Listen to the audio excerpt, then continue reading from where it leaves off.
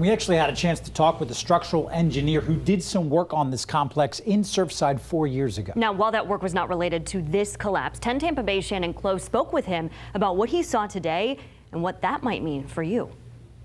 Safety is so important to Greg Batista that he created a company out of it. We specialize in existing building repairs. As a structural engineer, that brought him to Champlain Towers in 2017. We were at the building. As a matter of fact, when I saw the news this morning, I was like, wait a minute, that building looks familiar. And while that job had nothing to do with this morning's collapse, it piqued his interest. We were hired to do an inspection on some waterproofing and some planters that were on the actual deck. Looking out for structural damage is what he specializes in. I can say that this looks like, I reiterate the word looks like, that this was a structural collapse that happened and the origin was on the bottom floors. They're still not sure what caused it.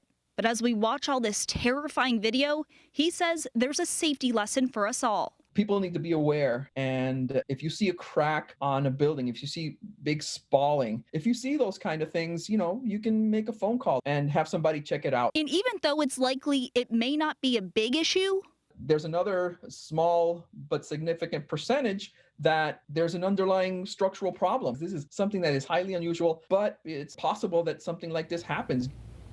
Seeing some of those AC units, even bedding, just laying off that building is kind of jarring. Now, that building was actually due for its 40-year inspection. It was built in 1981, and a Miami-Dade County ordinance requires a structural inspection after 40 years and then every 10 years thereafter.